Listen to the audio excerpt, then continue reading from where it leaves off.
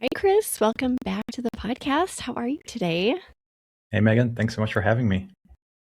Doing great. Yeah, good to see you again and have a chat about AI. I think this is extremely relevant right now, as you know, and something that I think will help a lot of people. So thanks for showing up for hmm this. Um, Chris, what would you say? Why are people pressing play on this episode? What problem are we solving today? Yeah, so AI is all over social media, all over the news. And with this call, I want to make it clear that AI is a tool. It's not your enemy here. It's not here to replace you. What I'll be talking about throughout this call is using AI ethically and helping it with your workflows rather than all the fear mongering of like AI taking over Google traffic, all of that. Like that is something that is happening, but we want to talk about how do we actually embrace this technology and use it within our business to help with our workflows and even free up some of our time and increase our own creativity too. Yeah, amazing. Good. You're solving all our problems with your episode today. Um, and then I do want to mention that part way through our chat today, Chris will be sharing his screen and showing us some things visually. So if you want to join us over on YouTube, it might be more beneficial for you. You might get the most out of it if you just watch the episode on YouTube. So just to give you a heads up on that. Tell us a little bit about food blog coaching. I know that you and Kayla run that, correct? Can you tell us a little bit? Yeah, so me and my wife, Kayla Burton, we run a group coaching program for food bloggers.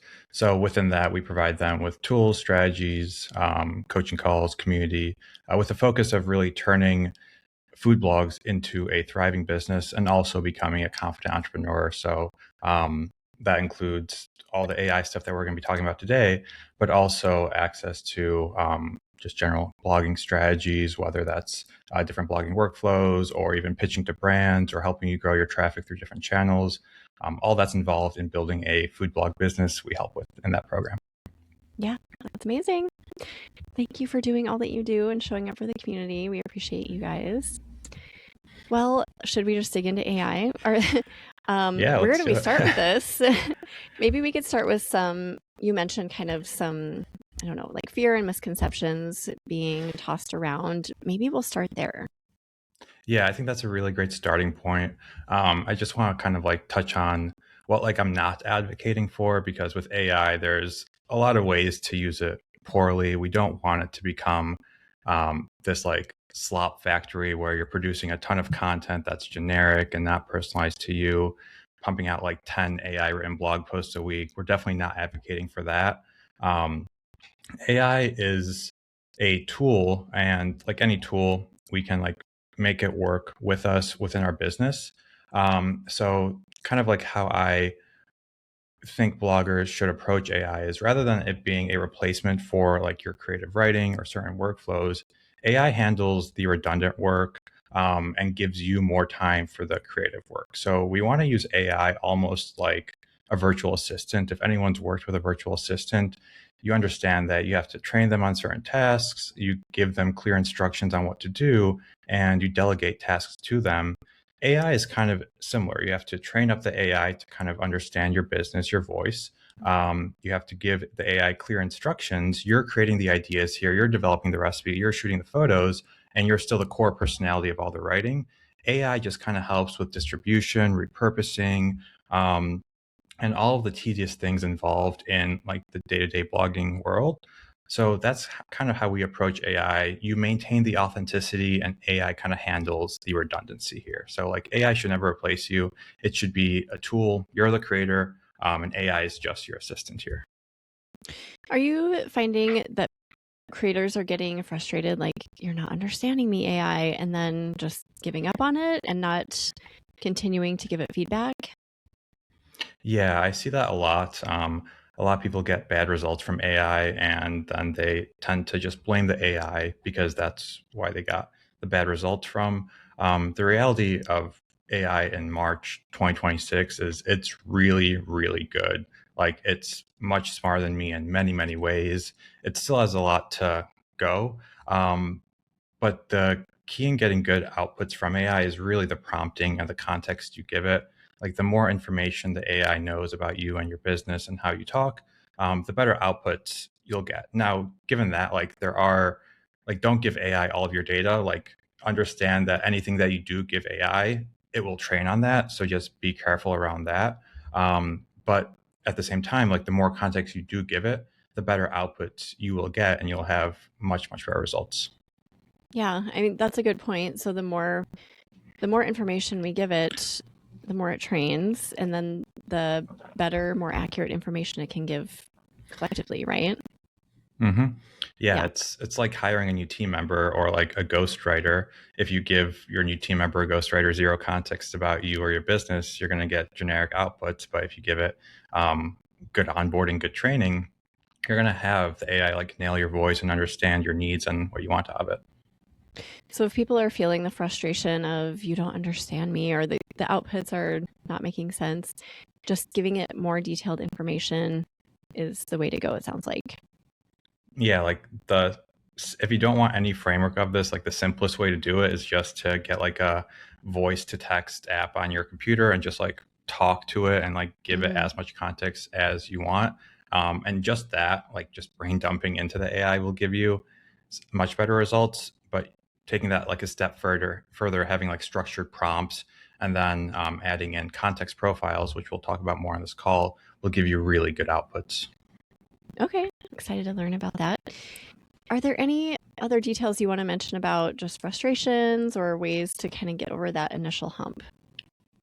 Yeah, I mean, it's AI is such a you can go anywhere with it, right? You open up ChatGPT, you open up Claude, and it's a blank page, blank text box, and you can ask anything. And that's frustrating. That's like intimidating. So Mm, having like yeah. that blank page in front of you, you don't know where to take it. So having like some guidance will help. So for prompting specifically, I teach like a 3-part prompting framework. Some people will tell you need like 5, 10 parts in it. I try 3 just to keep it simple.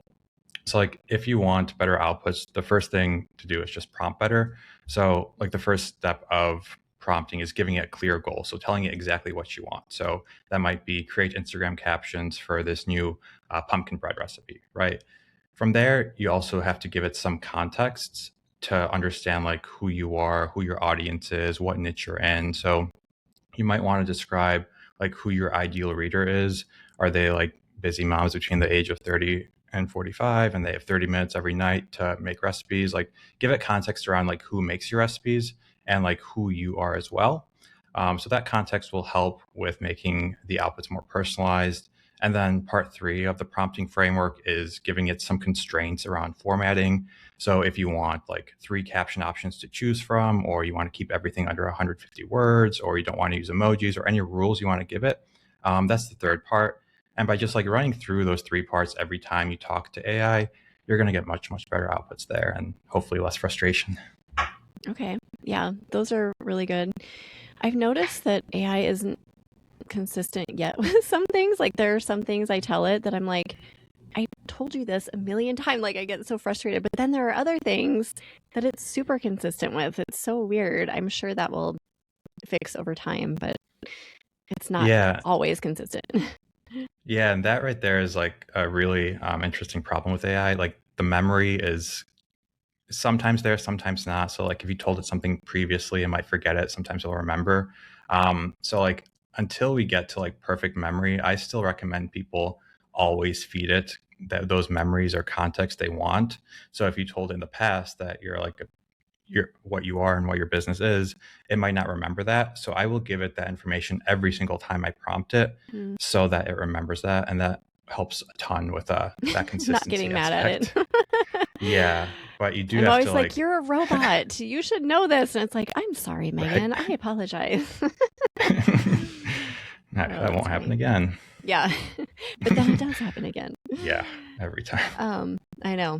So you have something called the adoption ladder, right? Yeah, yeah, the AI adoption ladder. Yeah.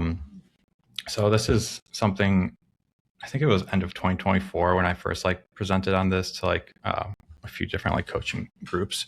But the there's like 5 steps to it, and when I was first presenting on this, like step 5 like just wasn't a thing. Now in 2026, it does exist and it's capable.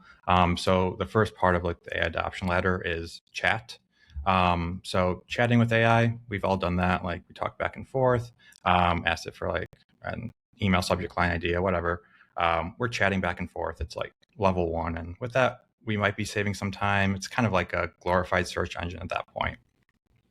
The next stage is tasks. So giving AI actual tasks to do. So thinking through what has to get done as a food blogger, um, kind of taking some stuff off your plate and handing it over to AI so that it can help with those things. So maybe you're using it for captions, maybe you're trying to help with meta descriptions for your blog posts, whatever. You're occasionally prompting it with specific tasks. The next step from there is using it as more of like a system. So level 3, I call system. So you're basically taking the tasks that you were previously doing it, but you have a more systemized way. So meaning you prompt it like the same type of way every time. So if you have a email newsletter you want to write, you're going to have like a pre-written prompt and like a weekly cadence that you do this on. So you're going to paste in that prompt, paste in any extra additional context into that, along with like the email topic for that case. And this is like a more systemized way of using AI. You're getting more predictable outputs from it. So that's stage 3.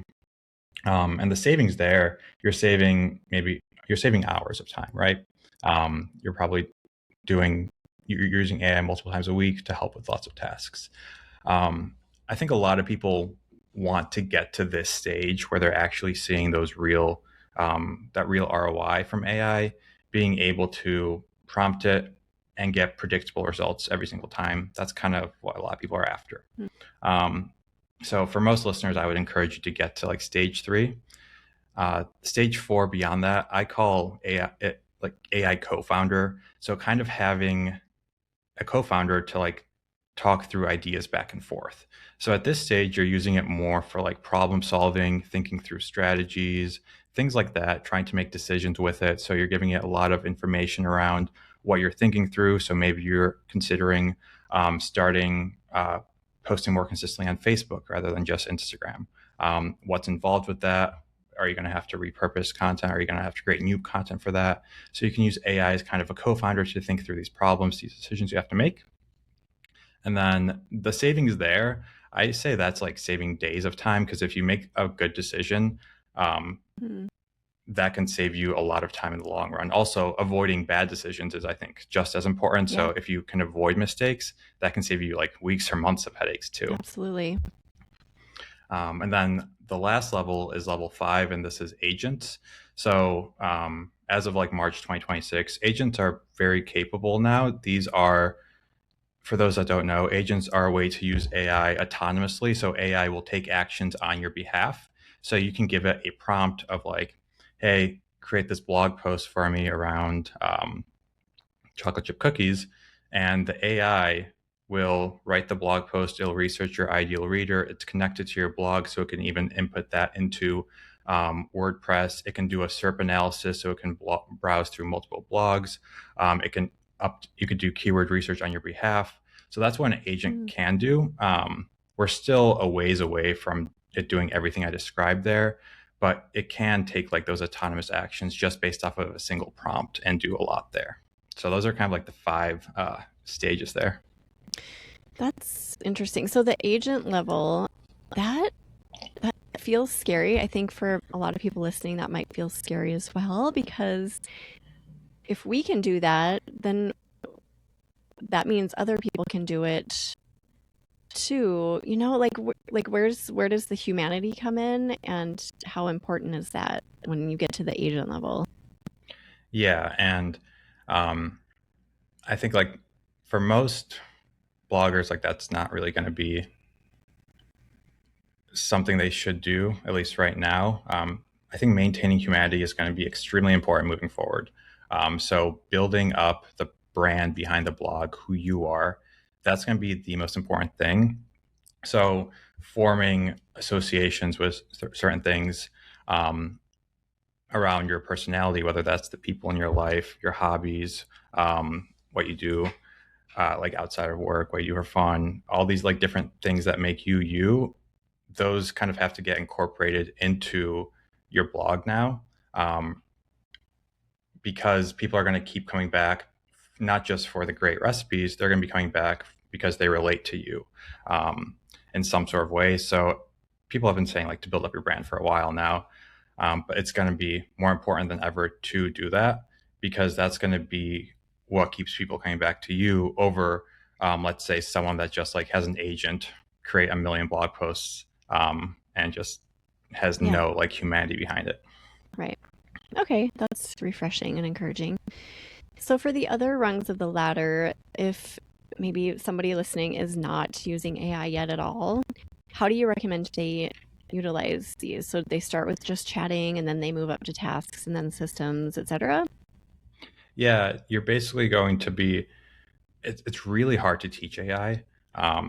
It's a really hard thing to do. You learn by doing. Yeah. So my advice is to constantly, like once you start chatting with it, try and push it a bit more and get different types of responses. So if you start by just asking it for like Instagram captions, try and get it to like replicate your voice in that. And if you're able to do that, then move on to more like complex things, like maybe a longer email newsletter, or maybe helping pick out blog posts for edits, depending on the traffic those posts are getting, how they're ranking in the SERPs, all of that. Like AI can be used as like an analysis tool as well. But it all starts with like you chatting with it and trying to get the best possible outputs from it, because AI is very capable now, and pretty much whatever you want out of it, it can do that. The limitation is prompting it that way. So like starting with baby steps and increasing over time. Yeah, so naturally you probably move through those just as you start getting to know it, it sounds like. Yeah, exactly. And that's been my progression and a lot of Yeah. people's. Yeah, same. You mentioned before a context profile. Can you explain that a little bit better? Yeah, so context profiles, this is really how you supercharge your outputs from AI and make them personal to you. So these are going to be like structured documents that you feed AI along with your prompts so that it can understand different parts of your business. It's kind of like a cheat sheet for AI to read to understand exactly who you are, what your goals are, what you're after. So, for example, a context profile could be your ideal reader profile. So this describes who your audience is, their demographics, their pain points. You can also have one that's like a voice and tone guide. So this describes like how you talk, sentence structure, vocab. If you use emojis, if you don't use emojis, like what kind of storytelling style you have. Um, and then you can also have like a brand overview. So a context profile that discusses like what your niche is, how you position yourself, what platforms you post on, what your revenue sources are. So with these like different context profiles, you start to get more personalized outputs from AI. So for example, if you want like a full on blog post that AI writes, like you can prompt it without any context profiles. And what you're going to get is AI is trained on millions of blog posts. So it's going to generalize all those and give you a pretty generic output, right? But if you add in your context profiles, if the AI knows who your ideal reader is, their pain points, their struggles, how they make recipes, if you add in your brand voice and tone, and brand overview, you start to get really personalized results there. Now, this isn't to say like you're just going to copy and paste what AI outputs into your blog. Like, I do not advocate for that at all. Hmm. You still need to tweak all of these outputs to add in like your own personality stories, whatever.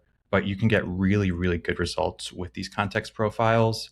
So, not only do they help personalize, you also save a lot of time because you can make these like once in Google Drive, and then you can just link to them every time you prompt. So you don't have to like retype your super long prompt every time. You can just be like, hey, I need a new email newsletter for these sugar cookies I'm making. And then you add in the context profiles and you get a really good response there.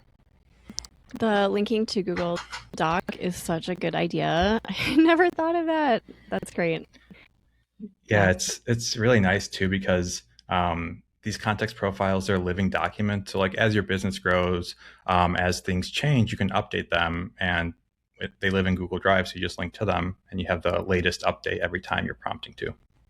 Yeah, I think there's never been a time when it's been easier to figure out what your brand is all about because of AI. So I love digging into that topic. Like, okay, who am I? What am I here to create? What do people love? Like, what is Megan as a brand? Mm-hmm. Um, and then taking that information and just compiling it. AI does a really good job of this, just putting it into some succinct paragraphs so that you have it somewhere. So taking that, storing it, and then linking to it, and then oh my gosh, you can change the world. Yeah, it definitely feels that way. Yeah, I know. It's pretty amazing. Anything else about context profiles that you would want to mention? Um, yeah, I mean, we have a demo that I can show just Oh, to compare awesome. like the outputs Yeah. between like a generic and a prompt with context profiles. So I can like share my screen and kind of Yeah. walk through Let's do it. that Yes. Amazing. here. So let me pull all this up.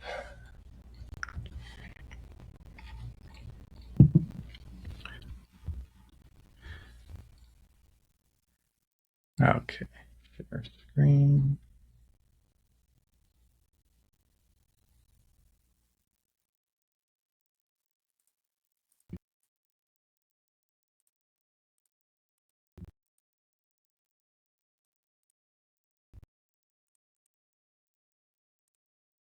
So it looks like I can only share tabs here. So I'll pull up a few tabs here. Okay.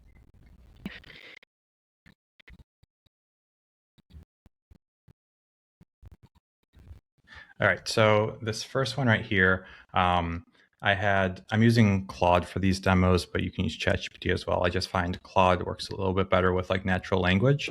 Um, so here I just had a prompt to write a newsletter promoting my new lemon sugar cookie recipe to my audience. I gave a context, I'm a baking blogger, and to write me the newsletter copy and subject line and plain text without any designing. So I didn't want like a well-designed newsletter. I just wanted the text to test that out. So I'm not going to read through all this because I just want to be respectful of everyone's time here. But if you want to pause and kind of walk through this, feel free. But you'll notice that this is pretty generic. You're going to have like a bunch of M dashes here. Mm, There's things that are dead giveaways to making it sound like AI. So yeah. like the best part, these are generally easy, um, things like that. So like not awful, better than it was a few years ago, but still pretty generic. And a lot of people will tell it's AI. So I'll pull up the example here with um, the context profiles. So this was with context profiles. So if I'll go back here and show you what this is about. So down here, I added 4 different context profiles: ideal reader profile, voice and tone guide, blog post examples, so it knows my writing style, as well as some newsletter examples, so it understands my newsletter format. And if we click into this, you'll see what it wrote. So I'll let you pause here and kind of read through this. But this is written in like Kayla's voice, so it's trained on that, and it understands that like I'm her husband and like I love lemons because she's talked about that in blog posts before. And it speaks to her ideal reader. The ideal reader for our blog, Broken Oven Baking, is someone who doesn't have like that much time each night, wants easier recipes, doesn't need like a million ingredients for that kind of stuff. So it calls out that it's like ready in 30 minutes. There's no chilling required. These are pantry staples everyone has on hand. So it speaks directly to that ideal reader, as well as like a lot of other things like um, asking it to tag her on Broken Oven Baking to boost that engagement. So you can see like the power of these context profiles once you start using them. You can make really personalized responses here. Now, this is not like copy and paste ready to go. This still requires tweaks and like some humanity to it. But it's like really good compared to that previous example. Yeah. Much better. I also pulled together a couple blog post examples. Do you want to? Yeah.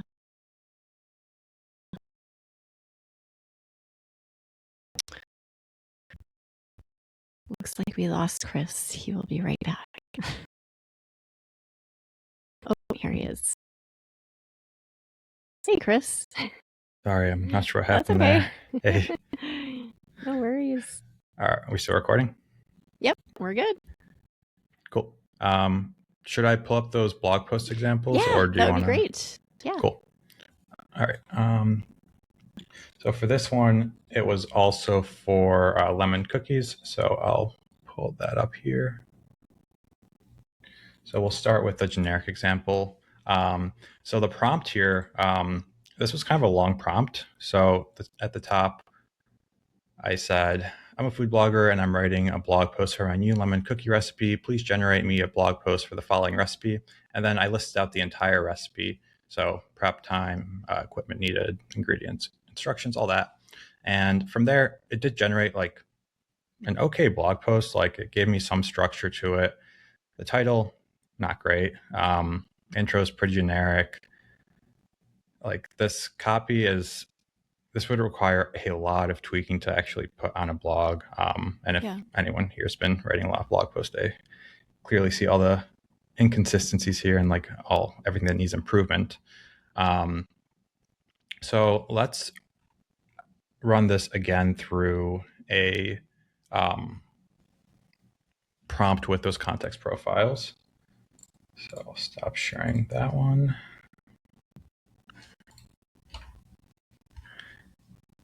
And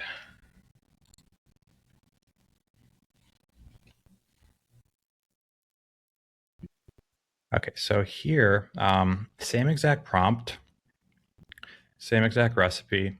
And on the left, you'll see the blog post that spit out. So with this, I use the same exact context profiles as before, the ideal reader, the blog post examples, voice and tone guide, as well as our sitemap, because you can actually get AI to do internal linking for you as well, which is really cool. Ooh. Like a lot of our members love that because we like share all of these prompts with our community as well. So they're able to like do like this kind of thing too. But within this, you can see the intro and the title is much better here. So it really calls out like why you should make this now and what makes it special, which is kind of like what you want in your intro. It links to other similar recipes here. The why you'll love this recipe, much better than before. Again, like here it talks about the soft and chewy texture of these cookies, and it links to the soft almond cookies we have on our blog that also have a similar texture. Calls out ingredient notes. Now with like this part, we only want to call out the ingredients that have specific notes with them. So it does that pretty well. Subs and variations, walks through the process here, talks about Kayla's top tips as well, common questions, storage. So even links to like different types of cookie recipes down here, as well as like different meta descriptions. And this was done with context profiles, as well as like a bit more instructions on internal linking. But you can see like this is much better than that previous example. It actually follows a structure. And like if anyone wants to do this with the right like profiles, it takes like 60 minutes to set them up. And then from there, you're able to kind of like replicate these results too. That was amazing what the transformation was from one to the next. Crazy. Yeah, it's the magic of prompting there. Yeah. So you mentioned interlinking. So do you just recommend you mentioned the sitemap too? So AI needs to see your sitemap and then you can ask about interlinking options? Yeah, so I have a context profile that's just our sitemap. So it has all of our posts as well as our categories. And then it will weave in, you have to ask it to weave in internal links, and you have to explicitly tell it like, don't just jam 3 into one sentence. Like you have to follow best practices with that. So it does take a lot of like back and forth prompting to like get it to do that. But it's definitely possible with AI. Yeah. That's gold right there. Because that is a struggle for a lot of people and a question I hear all the time, like how do I need to be interlinking? How do I do it? I don't know where to start. So that would be a huge problem or a pain point, I guess. Yeah, it's like a really nice like workflow of AI, because that was another thing I wanted to talk about, like different workflows with AI, because we all know, okay, we can write with it. What else can we do with it? Mm-hmm. Yeah. So writing blog posts, obviously you just went through that, but what else kind of falls under that workflow category? Yeah, so like obviously like writing social captions, newsletters, meta descriptions, content writing, repurposing, all that's like we know that's possible. Um, but some things you may not initially think of like is pitching brands. So with like context profiles that talk about like your brand overview and your ideal reader, you can write better pitches to brands that are more personalized to like who those brands serve. So if you have like really easy recipes that you make, maybe that's like who that brand targets as well, like people that are busy, that just want like a quick fix. So you can incorporate that into your pitch. So using these context profiles, the AI can kind of like think through unique pitches to brands that make you stand out like in their inbox, which is awesome. Mm. Um, One thing that I made like on the back end for us is we have like a recipe to JSON creator. So this makes it really easy to copy and paste in recipes into WPRM if you use that. You can use AI to analyze blog posts for updates. So if you export your updates as like a CSV file, feed that into AI along with like your ideal reader and what your goals are, you can get like a list of which blog posts to update, potential suggestions for updates there. You can get help with content strategy. There's a lot of different like workflows you can use here. And everyone's workflows are going to differ depending like on how you run your blog, but really it's thinking through like the processes that you have and like seeing like what you can hand off, because you're not going to hand off like an entire tasks, but maybe you're going to hand off like 4 out of the 5 steps of a specific task to the AI, and then you come in and add in the human element there. Oh, yeah. Yes, it does save a lot of time. I've noticed that I have extra time now because I do have AI do so much. And kind of what you were saying before, that higher level thinking, when you can nail that for a certain project or your brand as a whole, it frees up so much space because you don't have to Yeah. dedicate brain power to that consistently. It's Hmm. really lovely. Yeah, and just not having unmade decisions on your head too, or in your head Yeah, helps a ton. right. Right. Taking clutter away from your brain. So you have a term that you call AI slop. Can you talk about that? Yeah, that's basically generic outputs from AI. If you're not giving it context around who you are, or if you're not heavily tweaking the outputs after AI gives them to you, I put that in to like the AI slop category. Honestly, a lot of like the internet is turning into that, unfortunately. Like comment sections on Instagram, there's a lot of like bots that are just using AI for that. Like Twitter is Mm, filled with that kind of stuff. And even like there are blogs that just pop up that are just like AI generated images plus really generic blog posts. And those are like, it's very short term thinking for the people that do that. Like they're not going to last. yeah. Maybe they'll pop off quickly and then Google will kill off all their traffic. But really, generic outputs is what I put under the AI slop category. And we should like avoid that at all costs, because if you put that kind of stuff out there, you just immediately lose all trust with your audience. They assume you're using AI for writing. Maybe you're also using it for recipe development, and we don't want that, right? We want our Right. audience to keep the trust with our audience. So we want to use AI as a tool and not as like a replacement. Yes. Perfectly said. I love that. If somebody listening is more in the fearful, I don't want to use AI, I'm resisting it category, what are some first steps they can take to just start using it a little bit, like dipping their toes in the water? Yeah. It's well, first off, like if you don't want to use AI and you truly don't want to use it, you don't have to. Like it's not a requirement. It just is a tool and it does save you time. It does make your life easier. It gives you more time to spend with your family or whatever hobbies you have. Um, that's kind of like my mindset around it.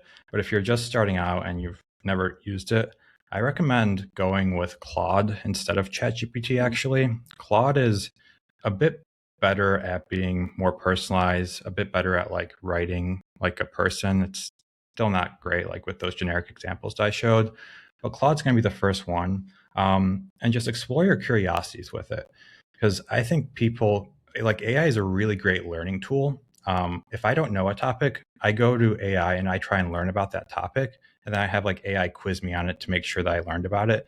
So if you're curious about anything, whether that's like learning a new hobby or like a new workflow for your business, like ask AI about it and see what it says and just try and have like a back and forth with it.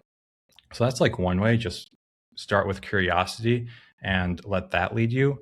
But also, if you have like a tedious workflow that you want to use AI for, just try prompting it with those like 3 steps that we talked about earlier and prompt it until you get something that you're happy with. And that will give you a really good like skill set of like how to actually use this, because you could watch a million videos on how to use AI, but until you start working with it, you're not really going to understand how to use it there. Yeah. I mean, it can be so simple, I think, just like you said earlier, just starting the chat, starting the conversation. Like, here's who I am, here's what I want, here's what I'm struggling with, please help, and just kind of go from there. Yeah, exactly. What do you think about the state of AI and traffic? I know some food bloggers are losing a lot of traffic due to AI on Google, but others are gaining traffic right now. So what are your thoughts on all of that? Yeah, so that is all that's true. Like for us, we've like maintained or gained traffic over the past year, and that's been nice. But a lot of people have lost a lot of traffic. Like AI overviews have been really hurting bloggers. When we were at Tastemaker, we were talking a bit about this with people there, but people have like simpler recipes that don't require many ingredients or are relatively easy to make. Those are more prone to being hurt with AI overviews, and that's what we've noticed. So if you were hit with like a traffic dip from AI overviews, tweaking those recipes to make them a bit more complicated helps with that. So like AI overviews are like a real threat, but there are ways to mitigate that. And then the other threat is people going to ChatGPT or Gemini or Claude to get recipes there rather than food bloggers, right? Because some people would rather not go to a page with ads. They would rather just have AI tell them what to make. And we're still going to see how that plays out. Like right now, there's close to 1 billion people using AI. Like ChatGPT has 900 million monthly users, which is a lot, but not that many people are using it for purely recipes. I think food is this weird thing where, for food bloggers specifically, people connect over food. People have connected over food for thousands and thousands of years, and very few people want a recipe that a robot made. They want something that another person made that's been tested. Yeah. They can trust that more. And I don't think that the people chatting with LLMs, with chatbots, is going to be how they get most of their recipes. I think it's still going to be food bloggers. Now, I can be proven wrong here. Like no one knows where this is going, but that's kind of how I feel things will play out. But I could be wrong there. So like AI is definitely a threat there. And to mitigate that, again, it's bringing in more of our personality into our content, using different channels to kind of distribute our content. And AI helps us distribute it across more channels because it saves us time and helps us repurpose. So like AI is a threat, but it's also not going away. So we might as well embrace it. And that's kind of my mindset around it. Yes, agreed. It's only going to get more and more. So might as well. You can't resist those things that aren't going away. If you do, I feel like it's not good. So that's why we appreciate everything you've said today, Chris. Thank you. And I'm so glad that you guys have decided to just dig in, not just for your own business and benefit, but to help others as well. I think that's great. Yeah, like with the AI stuff, like I've been using it since ChatGPT came out in 2022. And we've had workflows in our business for a while now. And a lot of these workflows we've shared with our members in our coaching program, and then use them internally as well. So I built an app for this too. So we're giving access to our members pretty soon around that. So as of like today, so what is it, March 3rd, we have some people in our group beta testing the app already. So it includes like all the workflows I talked about here, as well as like those prompts. So it started like as an internal tool for us. And then I just kept adding stuff onto it that would kind of like automate the busy work and give us more time for the creative work. So that's been really fun project too. Amazing. So how do people get involved in your coaching program if they're interested? Yeah. So for that, you can just go to foodblogcoaching.com. And there we have an application for a group coaching program. Generally, we recommend you have at least 40 blog posts before applying. But if you're under that, feel free to apply as well. But that's the best way to kind of get started with that. So like everything I shared today, like the context profiles, the workflows and all that, that's included in our coaching program, as well as like the weekly coaching and anything else you need, plus community and resources. Amazing. Well, thank you for all of this. I loved seeing your examples too on screen. So hopefully people can see how different things are once you apply those context profiles. Just thank you for all of this, Chris. Yeah, of course. Oh, and I forgot to mention, we did create a freebie for listeners. Oh, yeah, right. So Yes. that's just going to be a way to help create your first context profile for your ideal reader. So that'll be, I guess, in the show notes, right? Yes, we'll put it in the show notes. Perfect. Okay, cool. And show notes can be found at eblogtalk.com/foodblogcoaching. I think let's say food blog coaching too, just in case, because I think your other URL is similar. So eblogtalk.com/foodblogcoaching2. You've told us where we can find you. I think that's all we have for today. So thanks again for joining us, and thanks for listening, food bloggers. I will see you next time. Thanks so much.